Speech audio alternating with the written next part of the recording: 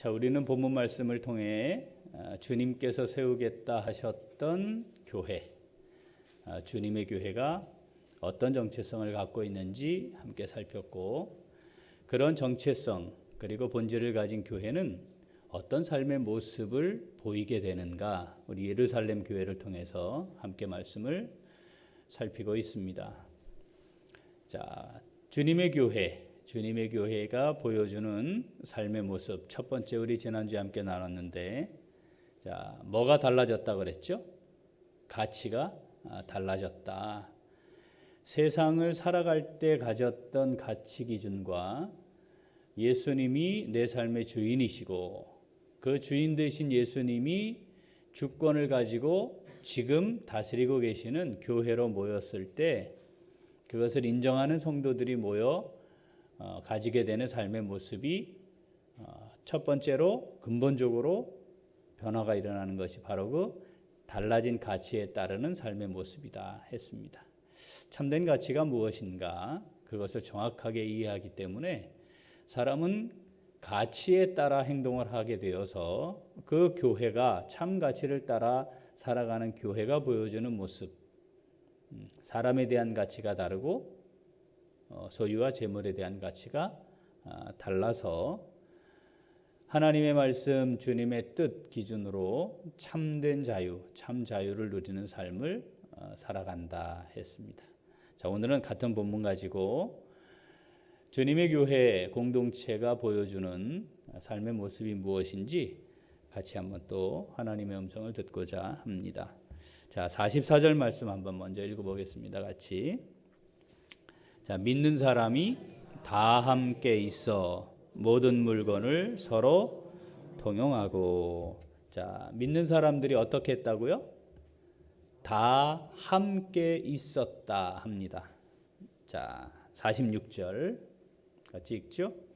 날마다 마음을 같이하여 성전에 모이기를 힘쓰고 집에서 떡을 떼며 기쁨과 순전한 마음으로 음식을 먹고. 자, 이 주님의 교회 어떠했냐면 날마다 마음을 같이 했답니다. 자, 다 함께 있고 또 마음을 같이 했다고 기록합니다. 주님이 주인이시고 주인으로서의 주권을 따라 살아가는 사람들, 그걸 인정하며 살아가는 사람들이 모였더니 그 사람들에게서 나타나는 삶의 모습이 뭐냐? 함께 있는데 마음을 같이 하더라라는 겁니다.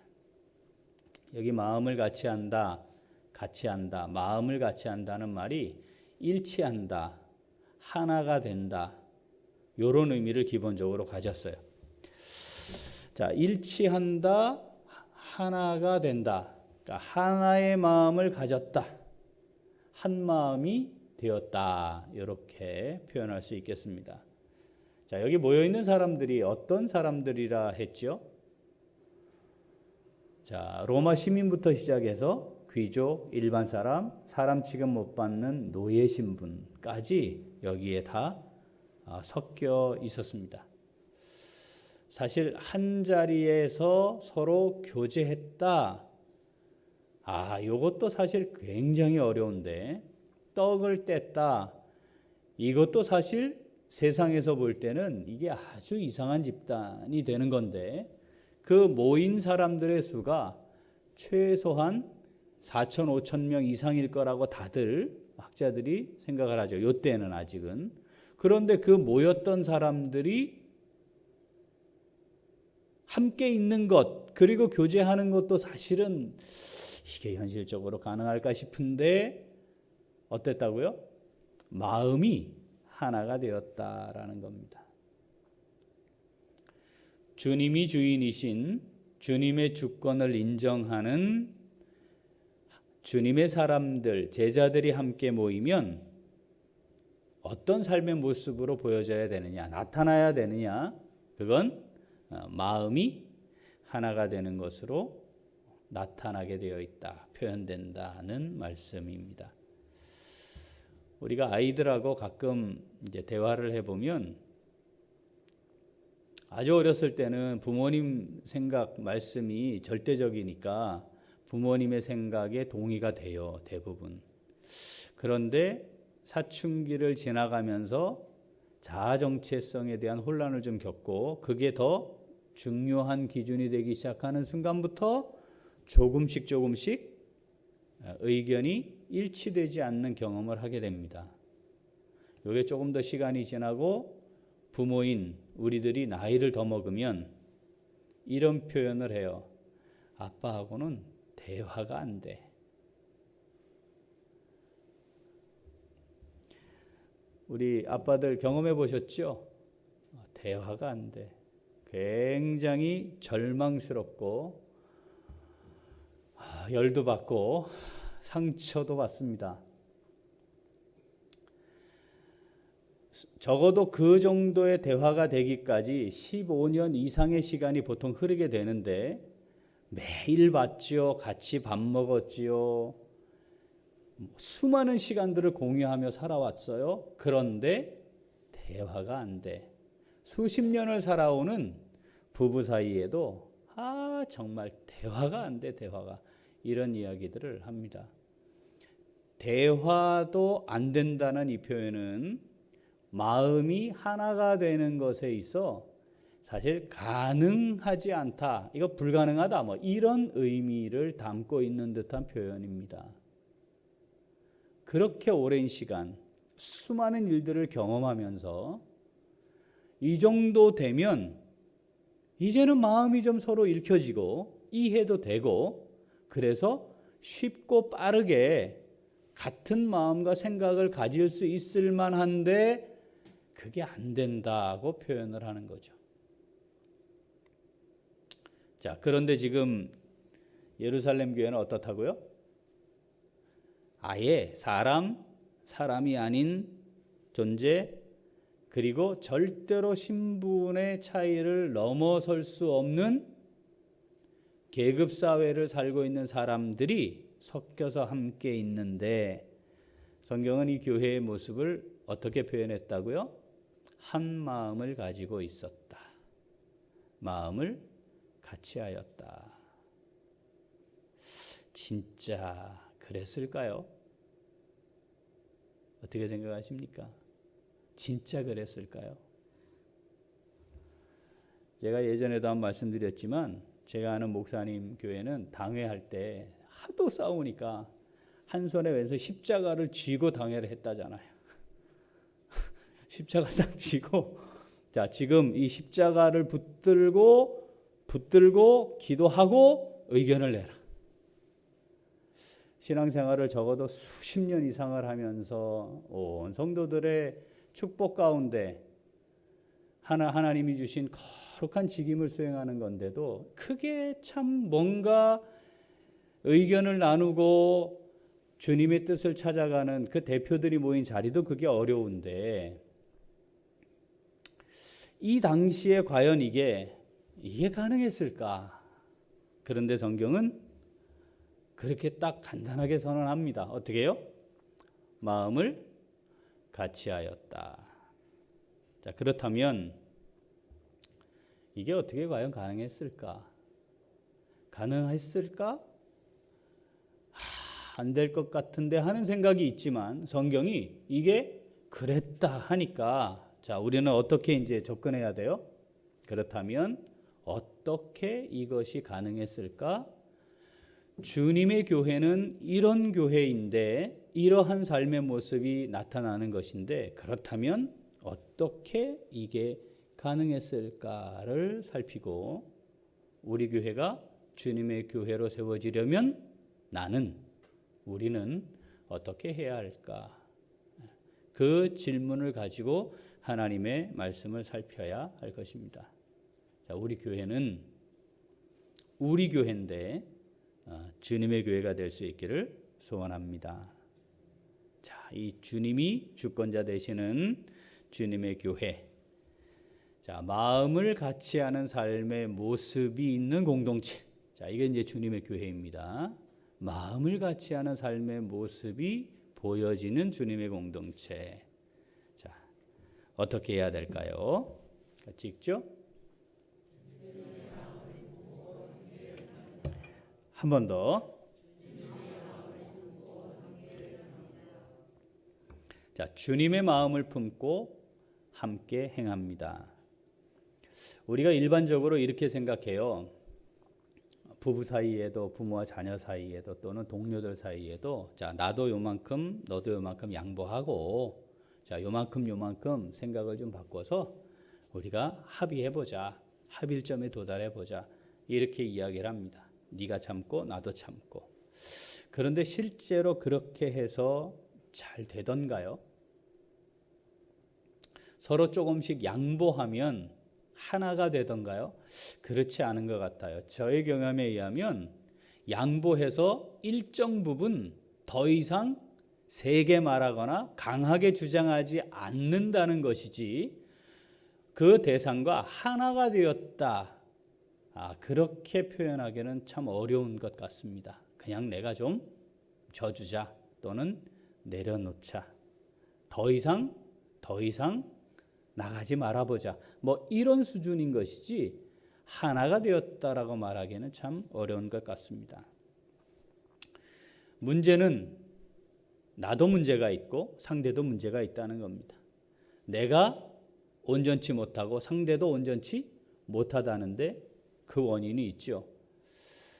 믿음의 분량도 다르고, 또 내가 온전한 믿음의 사람이 아니기 때문에 당연히 나타날 수 있는 일이라 볼 수 있습니다. 그러면 믿음의 분량이 크고 온전한 말씀을 따라 살아가고자 하는 사람이면 언제나 하나됨을 경험할 수 있을까요? 우리가 성경을 읽어보면 그렇지 않다는 걸 알게 됩니다. 자, 예루살렘 교회, 지금 우리가 주님의 교회의 모형으로 예루살렘 교회를 살피고 있는데, 예루살렘 교회의 모든 성도들의 존경을 받았던 권위 있는 지도자가 한 명 있었습니다. 아예 사도로 세워진 사람 말고 누구죠? 바나바였습니다. 바나바. 스데반의 순교 이후에 흩어졌잖아요. 그 흩어진 사람들이 가서 뭐 했죠? 사도행전 1장 8절 예언처럼 예루살렘, 유대, 사마리아 땅끝까지 이르러 내 증인이 되리라 한 말씀이 성취되잖아요. 그들이 흩어져서 복음을 전합니다. 그 복음을 전했던 흩어진 사람들이 첫 번째로 세웠던 이방인 교회, 그 교회가 어디입니까? 안디옥 교회였습니다. 예루살렘 교회가 그 소식을 들었고, 야, 정말 이방인들에게 복음이 증거됐단 말이냐? 주님이 하시던 대로 진짜 이방인들의 교회가 세워졌단 말이냐? 정말인가 확인해 보자. 그리고 만약에 그렇게 해서 복음이 증거되어 교회가 세워졌다면 그 교회를 잘 세워야 하지 않겠냐? 그러니까 우리 교회가 충분히 신뢰할 수 있는 지도자를 보내자 해서 파송받은 사람이 누구였어요? 바나바였습니다. 그 바나바가 안디옥 교회로 갈 때 마가를 대동해 가죠. 이런 마가복음을 기록한 바로 그 마가입니다. 자, 120명이 모여서 기도했잖아요. 예수님이 승천하신 이후에 성령이 강림하실 때까지 그 120명이 모였던 집, 그 집이 누구예요? 어디예요? 이 마가의 집이거든요. 그러니까 이미 그 가정, 그 부모로부터 그 가정이 하나님 앞에 아주 헌신된 가정이었다는 것을 우리는 알 수 있습니다. 자, 바나바와 마가가 도착을 하고 와서 보니까 정말이거든요. 그런데 바나바가 혼자 감당할 수가 없어서 누구를 데려옵니까? 다소에 있던 바울을 데리고 와서 안디옥 교회를 세워가지요. 성경을 보면 1년 정도 그곳에서 사역을 한 것으로 나타나 있습니다. 자, 1년 후에 역전 현상이 하나 나타나는데 흉년이 들어요. 그러니까 예루살렘 교회는 함께 모여 있는 사람들이 너무너무 어려운 처지가 됐어요. 그런데 안디옥 교회는 잘 성장해서 여유가 있었어요. 그래서 안디옥 교회가 어떻게 하죠? 예루살렘 교회에 부조를 하게 합니다. 헌금을 하게 해요. 그때 그거를 갖고 가도록 또 안디옥 교회에서 파송을 하는 보낸 때에 보냄받은 사람이 누굽니까? 바나바와 마가입니다. 그러니까 안디옥 교회의 중심 인물을 꼽으라 하면 누구예요? 바나바, 마가, 바울이죠. 순서상으로 치면. 거기다가 바나바와 마가는 정통성이 있잖아요. 왜냐하면 이미 예수님이 십자가에 달리시기 전부터 헌신된 하나님의 사람들이었으니까. 그리고 예수님이 승천하시고 성령이 임할 때에도 같이 있었고. 그러니까 사실 정통성으로 따지면 바나바와 마가가 정통성이 있는 거예요. 자, 안디옥 교회에 하나님이 명령하십니다. 자, 이제 바나바와 바울을 따로 세워서 내가 계획한 이 땅에 내 교회를 세우는 선교 사역을 위해 보내라. 그래서 두 사람을 따로 세워서 소위 우리가 잘 알고 있는 선교 여행이 시작이 되잖아요. 그때에 함께 했던 사람이 누구예요? 바로 그 마가예요. 자, 마가는 무슨 역할을 했을까요? 자, 사도행전 13장 5절 같이 한번 읽어보겠습니다. 살라미에 이르러 하나님의 말씀을 유대인의 여러 회당에서 전할새 요한을 수행원으로 두었더라. 아멘. 자, 요 요한이 누구예요? 마가예요. 수행원이라고 표현된 이것은 함께 있으면서 그들의 행동이나 사역이나 결과물 등을 기록으로 남기는 사람을 가리킬 때 쓰던 말입니다. 그러니까 서기 또는 서무 그리고 여행을 하는 거니까 그 여행을 준비하는 그런 역할을 하는 사람을 가리키는 거였습니다. 그러니까 지금 이 선교 여행에서 바나바와 바울은 사역을 중심적으로 하고 있었다면 마가는 그 옆에서 그 사역이 잘 진행되도록 하는 일과 그리고 기록으로 남기는 일을 한 사람입니다. 끝까지 잘 했더라면 좋았을 뻔했는데, 자, 사도행전 13장 13절 읽어보죠. 바울과 및 동행하는 사람들이 바보에서 배 타고 밤빌리아에 있는 버가에 이르니 요한은 그들에게서 떠나 예루살렘으로 돌아가고. 문제는 중도에 오래 가지 않았어요. 중도에 이 마가가 이탈하였다는 겁니다.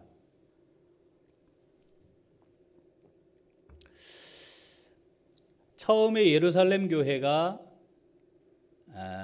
바나바를 보낼 때 동행했던 사람이었고, 안디옥 교회가 예루살렘 교회를 도우는 일도 동행을 했고, 그러니까 사실은 예루살렘 교회가 안디옥 교회에 파송하는 그 때부터 시작해서, 그죠? 이 선교 여행이 될 때까지 이 모든 과정을 준비하고 함께하고 이동해서 무엇을 할 거 예비하고 그걸 또 남기고 하는 중요한 역할을 감당한 사람이 마가였어요.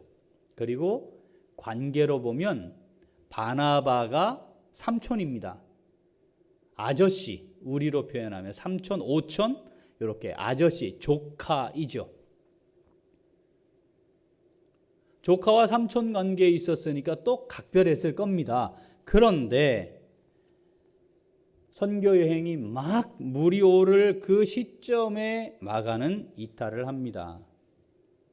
그리고 1차 선교 여행을 마쳤습니다.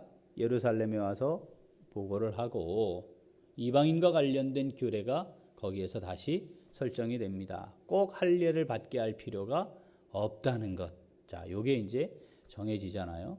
그리고 난 후에 자, 우리가 선교하며 교회들을 세웠는데 어떻게 교회들이 세워지고 있는지 우리 한번 다시 돌아봅시다 하고 시작된 게 이제 2차 선교 여행인데, 2차 선교 여행을 시작하려 할 때 자, 바나바가 제안을 해요. 우리 마가를 다시 데리고 갑시다.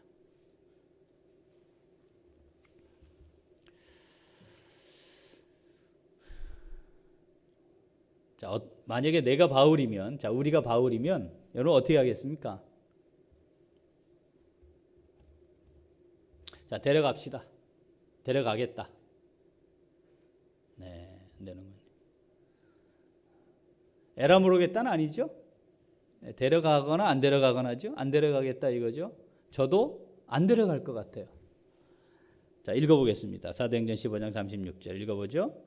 며칠 후에 바울이 바나바더러 말하되 우리가 주의 말씀을 전한 각성으로 다시 가서 형제들이 어떠한가 방문하자 하고, 바나바는 마가라 하는 요한도 데리고 가고자 하나 바울은 밤빌리아에서 자기들을 떠나 함께 일하러 가지 아니한 자를 데리고 가는 것이 옳지 않다 하여 서로 심히 다투어 피차 갈라서니, 바나바는 마가를 데리고 배 타고 구브로로 가고 바울은 실라를 택한 후에 형제들에게 주의 은혜의 부탁함을 받고 떠나.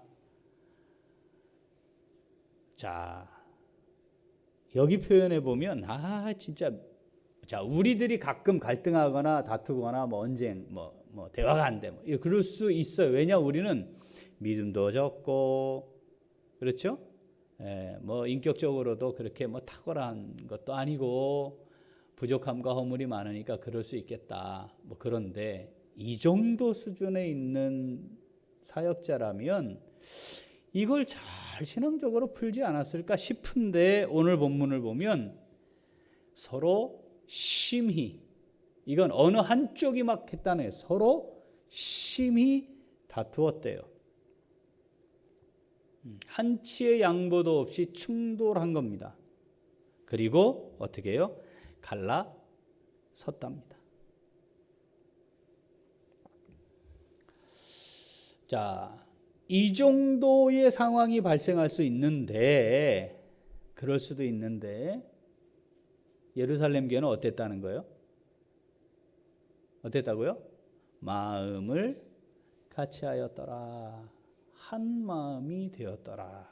야, 이게 어떻게 가능했을까? 그러면 여기에 뭔가가 있지 않겠나 하는 거죠. 뭐가 분명히 있지. 그러면 저절로 된 건 아니겠다. 우리가 그렇게 생각할 수 있잖아요. 그죠? 저절로 될 수 없어요. 우리가 가지고 있는 연약함으로 그냥 되는 건 절대 아니에요. 저절로 되는 건 뭐예요? 싸우는 거예요. 그냥 하던 대로 익숙한 대로 하면 싸우는 거예요. 한치의 양보도 할 수 없어요. 내 뜻대로 될 때까지 끝까지 가봐야 하는 거지. 그게 우리들이 할 수 있는 일인데, 자연스럽게 하면, 익숙한 대로 하면. 그런데 한 마음이 되었다면 이건 어떤 뭔가가 있다. 그런데 그 뭔가가 있다라고 말할 때 전제가 뭐겠나? 주님의 주권, 그리고 그것을 향한 믿음. 그거 외에는 다르게 설명이 될 수가 없어요.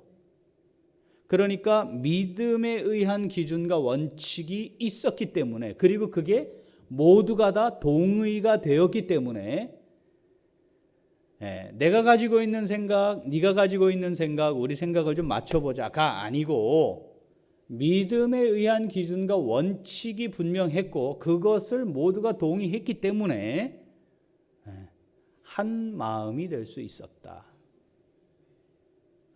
그거 외에는 설명하기가 좀 어려워요. 그렇다면 그 믿음에 의해 설정이 되는 기준과 원칙은 뭘까 하는 거죠.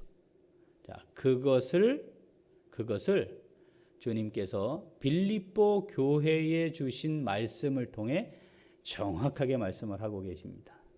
자, 빌립보 교회, 우리가 나중에 사도행전 이제 쭉 가다 보면 빌립보 교회가 어떻게 세워졌는가 그 과정을 또 말씀을 나눌 텐데, 우리가 알고 있죠. 빌립보 교회는 자주장사라고 표현됐던 옷감 장사를 하는 루디아라고 하는 여성 사업가의 집에서 시작된 교회입니다.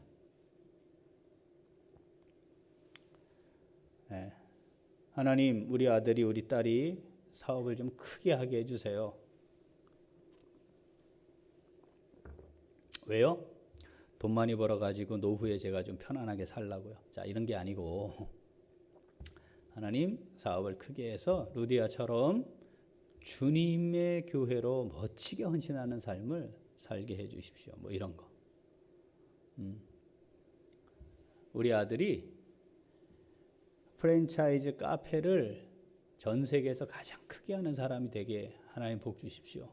그래서 그 프랜차이즈 카페가 교회로 주일에 모여 하나님께 예배하는 처소가 되도록 하면 어떻겠습니까? 하나님의 뜻이면 그렇게 좀 해주시면 좋겠습니다. 뭐 이런 꿈을 좀 가지면 어떨까?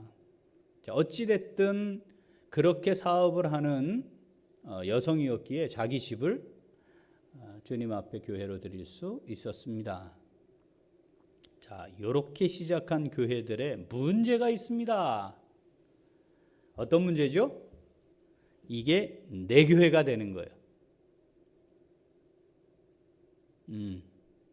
어떻게 해서 세운 교회인데, 어떻게 해서 지금까지 이어진 교회인데, 어떻게 해서 오늘이 있게 된 건데, 이게 자연스럽게 배는 겁니다. 자, 빌립보서 4장 2절 같이 읽어보겠습니다. 내가 유오디아를 권하고 순두개를 권하노니 주 안에서 같은 마음을 품으라. 이 빌립보 교회가 참 좋은 교회였어요. 왜냐하면 사도 바울이 마음을 진심을 담아 내 사랑하는, 내 기쁨, 내 면류관인 형제들아 이렇게 표현할 정도였어요. 그런데 이 교회 안에 무슨 문제가 있었느냐? 두 여인이 계속해서 갈등 관계에 있던 겁니다. 잘 아시지만 리더들이 갈등 관계에 있으면 그 조직과 단체는 반드시 나누어지게 돼 있어요. 이 빌립보 교회가 처한 상황이 바로 그겁니다. 이 유오디아, 모든 학자가 동의하는 건 아닌데 저는 그 의견에 동의합니다. 이 유오디아가 루디아였을 것이다 라고 보는 거죠. 교회 안에 그룹이 만들어졌어요. 누구를 따르는 사람이라는 게 생기기 시작했어요. 이 교회의 머리가 주님이신데 자꾸 사람이 그 자리에 서는 거죠. 자기 성향에 따라, 자기가 가지고 있는 생각에 따라, 자기의 지식과 경험에 따라 이게 나누어지는 거예요.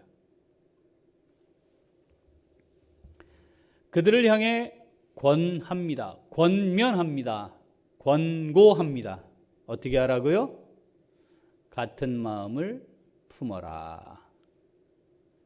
자, 두 사람이 서로 대립하고 갈등하면서 교회 안에 문제가 되고 있는데 같은 마음을 품어라. 어떻게 하라는 뜻이에요, 이게? 유오디아가 순두개 마음을 품든지 순두개가 유오디아의 마음을 품든지 하지 않는 이상은 한 마음이 될 수 없어요. 성경 표현 그대로 하면, 주님의 명령대로 하면 같은 마음이 될 수가 없어요. 그런데 이렇게 명령하시는 거죠.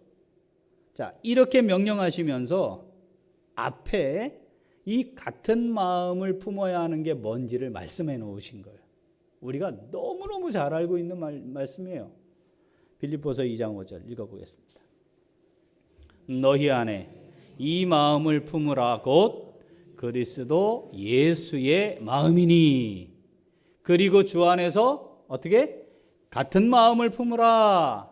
어떤 마음이에요? 그 같은 마음이 너희 안에 품어야 할 마음, 그리스도 예수의 마음입니다. 여러분, 내 마음과 네 마음으로 하나 되자 택도 없는 소리입니다. 그렇게 말하고 있는 사람은요, 하나됨을 경험해 보지 못한 사람이에요. 하나됨이 뭔지도 모르니까 그런 소리 하는 거예요. 될 수가 없어요. 부모 자식도 안 된다니까요. 수십 년을 함께 한 이불을 덮고 자는 부부도 안 된다니까요. 어떻게 알아? 그리스도 예수의 마음을 품으라는 겁니다. 여기 품다, 마음을 품다라는 게 뭐냐면 잘 살피고 생각하고 복종하고자 하는 자세로 주목한다, 이런 거예요. 예수의 마음을 품다 할 때 품는 게 뭐지? 어떻게 해요? 살피고 생각하고 복종하겠다는 자세로 주목하는 거예요. 뭐에? 예수님의 마음에. 그게 마음을 품다예요. 마음을 품다. 지금 마음을 품어야 돼. 예수님 마음을 품어야 돼. 예수님은 어떠실까 생각하고 살피고 생각하고 그 마음이 예수님의 뜻이 뭔지 확인되는 순간 내가 복종하겠다는 자세를 가지고 주목하는 거예요.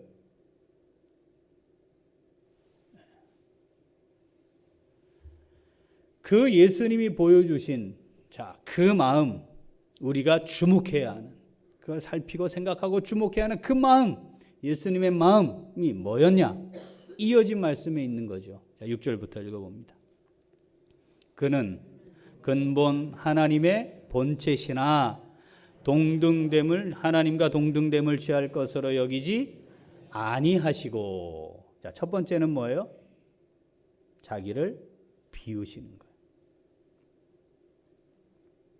그래서 7절이 시작이 이거예요. 오히려 자기를 비워. 뭘 비웠어요? 하나님이신데 내가 하나님이라는 사실, 그거를 비우는 거예요.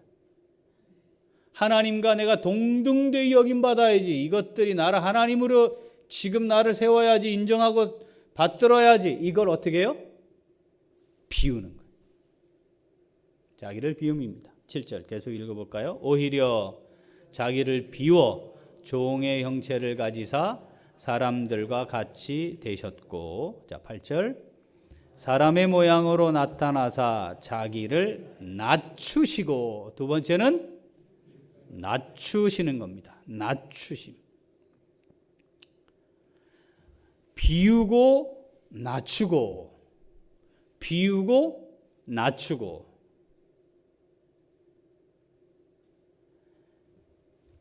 가만히 있으면 높아지려 하는 게 우리예요. 저는 제가 높아지려고 하는 생각이 없습니다. 제가 그럴 리가 있나요?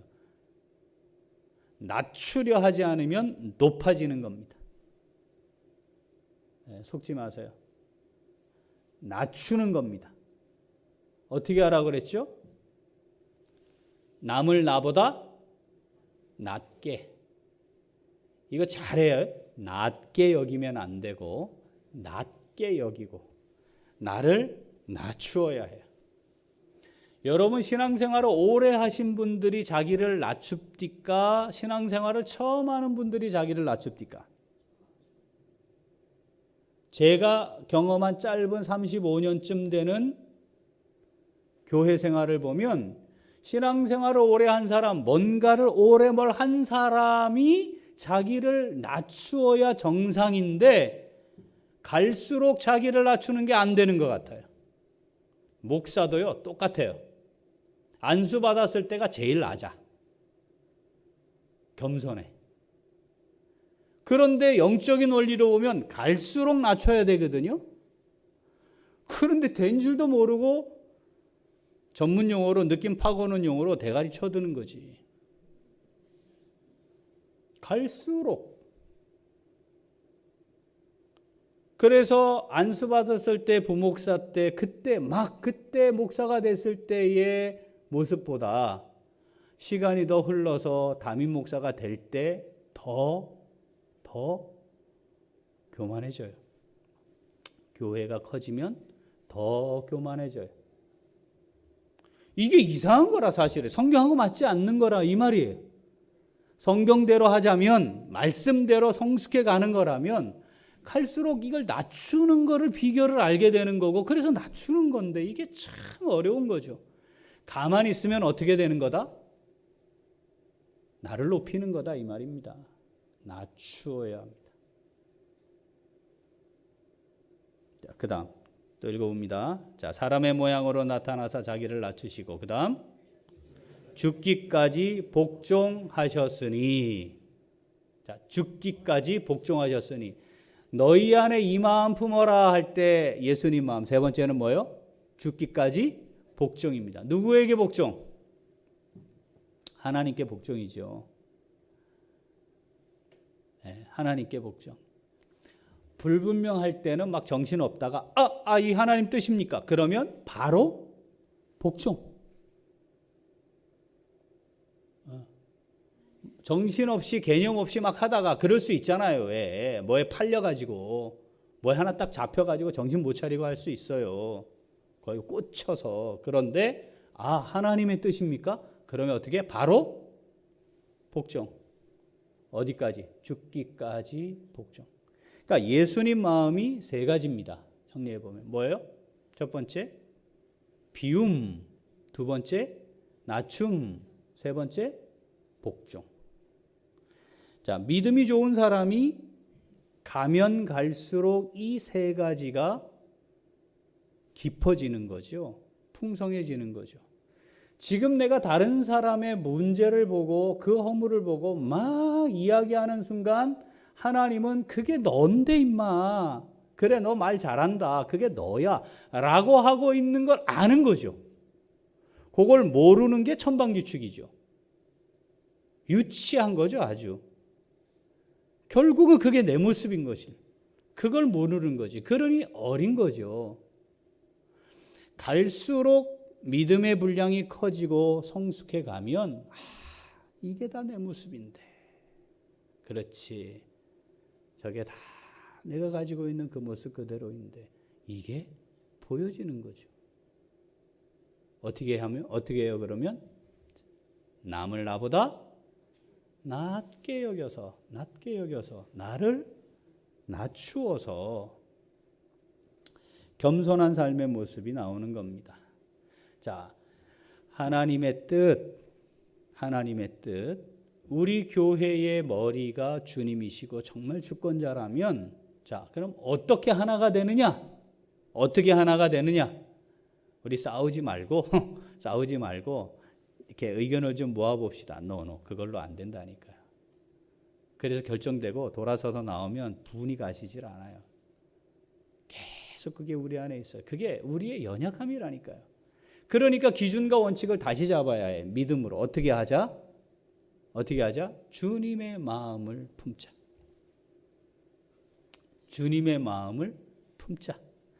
모두가 다 주님의 마음을 품자. 이 자리에서 주님의 마음을 품고 행하자. 그런데 그걸 한 명만 하면, 나만 하면 안 될 것 같아요. 그래서 나도 안 해. 그러지 말고 일단 내가 시작하자. 그리고 우리가 같이 그렇게 해야 우리 교회가 주님의 교회가 되는 겁니다. 자, 품는 게 뭐라고요? 저절로 되는 게 아니라니까요. 가만히 있으면 되는 게 아니에요. 교회 100년을 다니면 되느냐? 안 돼요. 절대 되는 게 아니라니까요. 어떻게 해야 된다? 믿음으로 그렇게 하기로 다 묵상하고 결단하고 애써야 돼요. 그렇지 않으면 우리는 계속 우리 머리를 들게 돼 있어요.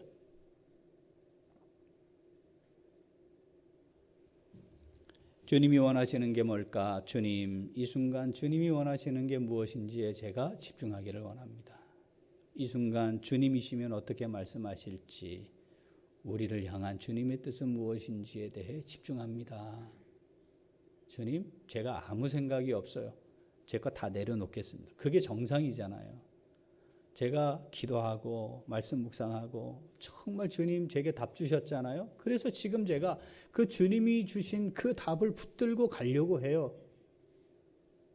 그러는 지금 이 순간에 제가 주님보다 앞서지 않게 해주십시오. 주님이 원하시는 것을 따르겠습니다. 자, 그 마음을 우리가 다 품어야 합니다. 성도들과 서로 교제할 때, 무엇인가 의견을 나눌 때, 뭔가를 결정해야 되는 그 순간에 이 전제를 놓치지 말아야 합니다. 그런 사람들이 함께 모여있는 주님의 제자들의 교회 공동체, 어떤 모습으로 보인다고요? 마음을 같이 하여. 우리 교회는 자, 주님의 마음을 품어서 잘 살피고 생각하고 복종하겠다는 마음으로 집중하여서 주님의 마음을 품어서 비우고 낮추고 하나님의 뜻에 복종하고자 하는 이 마음들로 우리가 모여 주님이 우리 교회를 통해 지니고 계시는 아름다운 뜻과 계획 아름답고 멋지게 잘 이루어 드릴 수 있는 주님의 교회가 되기를 소원합니다. 기도하겠습니다. 하나님 아버지 감사합니다.